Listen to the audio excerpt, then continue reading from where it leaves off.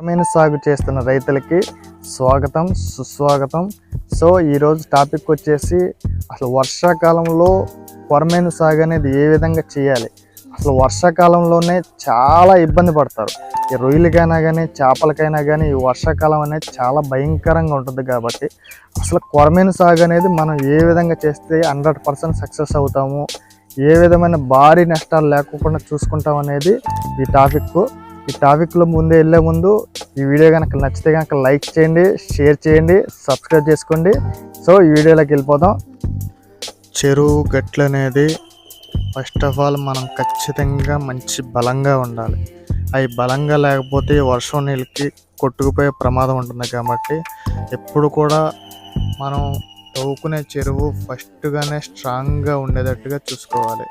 ఇంకో విషయం ఏంటంటే కొరమేను చేపలు అసలుకే ఎగురుతాయి. కాబట్టి ఈ వర్షం నీరు తీపు నీరుకి ఇవి పక్కనకి ఎగిరిపోయి చనిపోయే ప్రభావం ఉంటుంది. కాబట్టి స్ట్రాంగ్గా ఇలా వల్ల కట్టుకుంటే కనుక అవి ఎగిరినా కానీ మరలా చెరువులో పడే ఇది ఉంటుంది. కాబట్టి ఎప్పుడు కూడా ఈ ఆపాలు అనేది కట్టుకోవడం అనేది చాలా మంచిది.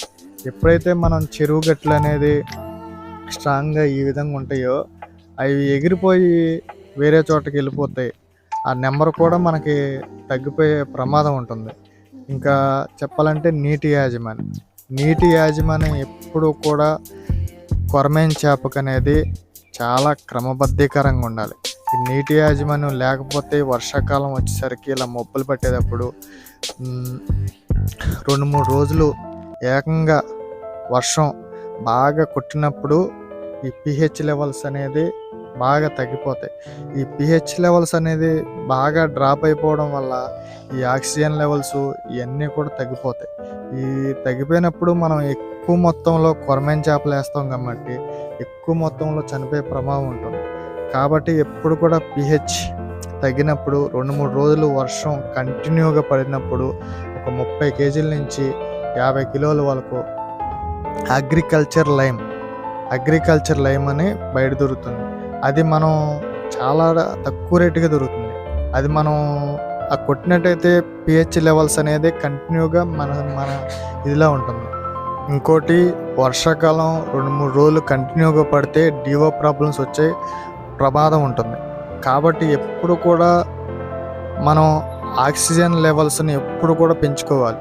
ఆక్సిజన్ లెవెల్ పెంచుకోవడం అంటే కంటిన్యూగా మనం బోర్ అయినా కానీ ఏదైనా కానీ కంటిన్యూగా వాటర్ వేసి తీస్తే కనుక ఆక్సిజన్ లెవెల్స్ అనేది చిరస్థాయికి ఎక్కువ లెవెల్స్ ఉంటాయి.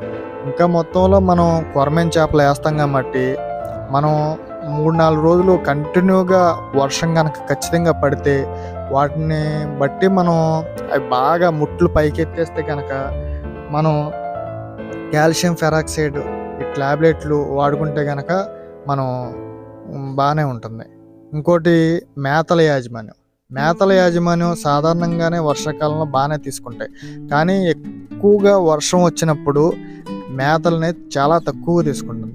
అలా మేతలు తక్కువ తీసుకున్నప్పుడు మనం ఎంత మొత్తంలో తింటాయో చాలా తక్కువగా వర్షం వచ్చినప్పుడు మేత అనేది వేసుకుంటే కనుక ఖచ్చితంగా మనం అమ్మోనియా నైట్రేట్స్ ఈ ప్రాబ్లమ్స్ అనేది లేకుండా ఉంటుంది. మనం ఎప్పుడూ కూడా మేతల యాజమాన్యంలోనే చాలా జాగ్రత్తగా ఉండాలి. మనం ఎక్కువ మొత్తంలో మేతలు కొట్టేస్తే కనుక అమ్మోనియా ఈ ఫామ్ అయిపోయి డిసీజ్ అటాక్ అయిపోయే ప్రమాదం ఉంటుంది. ఇంకో విషయం వచ్చేసి డిసీజ్ అటాక్ అయ్యే కాలం ఎక్కువగా ఈ వర్షాకాలమే. కాబట్టి ఈ జాగ్రత్తగా ఉండాల్సిన కాలం వచ్చేసి ఈ వర్షాకాలమే. ఈ వర్షాకాలం వచ్చేసరికి కంటిన్యూగా వర్షం పడితే 2-3 రకాల జబ్బులు వస్తాయి. దానిలో మెయిన్ వచ్చేసి రెడ్ డిసీజ్ వ్యాధి. ఈ రెడ్ డిసీజ్ వ్యాధి వర్షాకాలంలో చాలా అంటే చాలా ఎక్కువగా వస్తుంది. మనం కంటిన్యూగా ఓటీసీ కానీ ఇట్లా టెట్రోసైక్లిన్, ఎండ్రోఫ్లెక్సిన్, సి విటమిన్స్ వచ్చేసి మనం కంటిన్యూగా వాడితే కనుక ఈ జబ్బులు అనేది చాలా వరకు తగ్గించుకోవచ్చు. ఇంకోటి ఏంటంటే ఫంగల్ డిసీజ్ కూడా ఈ వర్షాకాలంలో 2-3 రోజులు వస్తే కనుక ఆమ్లత్వం బాగా చెరువులో ఎక్కువైపోయి పుండ్లు పడతాయి. దానికి కూడా ట్రీట్మెంట్ తీసుకుంటే మంచిది. ముఖ్యంగా వర్షాకాలంలో జబ్బులు రాకోకుండా ఖచ్చితంగా మనం వాడాల్సింది ఏంటంటే ప్రొబయోటిక్స్. ఈ ప్రొబయోటిక్స్ వాడడం వల్ల ఏంటంటే కొంచెం ఎండ ఉన్నప్పుడు ఈ ప్రొబయోటిక్స్ వాడండి. ఈ ప్రొబయోటిక్స్ వాడడం వల్ల చాలా వరకు జబ్బులు రాకోకుండా, కొరమేను చేపల జబ్బులు రాకుండా ఉంటుంది. ఇంకోటి శానిటైజర్ అనేది మనం వర్షం వచ్చేటప్పుడు వాడకండి, ఎండ వచ్చేటప్పుడు వాడితే అది ప్రయోజనకరంగా ఉంటుంది.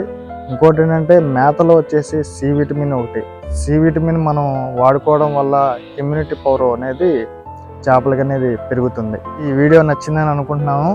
ఇంకో మరిన్ని వీడియోస్తో మీ ముందుంటాము. అందరూ కూడా మన వీడియోస్ని బాగా లైక్ చేస్తున్నారు, మన ఛానల్ బాగా లైక్ చేస్తున్నారు. ఎవరికైనా కానీ మందులు కానీ, చేప పిల్ల కానీ, మేత పిల్లలు కానీ కావాలంటే కనుక మాకు ఒక కాంటాక్ట్స్ నెంబర్ కాల్ చేయండి. నేను పిల్లలు ఇవ్వని వాళ్ళకి కూడా నేను మందులు ఇస్తాను. మందులు అనేది మన సొంత మందులు కాదు, మార్కెట్లో ఏవైతే తక్కువ రేటుకి మంచి మందులు వస్తున్నాయో అవి ప్రొవైడ్ చేస్తున్నాము. ఎవరికైనా కానీ ఎక్కడ ఏ జబ్బులు వచ్చినా కానీ కొరమేను చేపలు కానీ నేను మందులు పంపిస్తాను. ఎవరికి నేను చేపలు ఇచ్చినా ఇవ్వకపోయినా పంపిస్తాను. సో ఇంకో టాపిక్తో మీ ముందుంటాను. అంతవరకు సెలవు.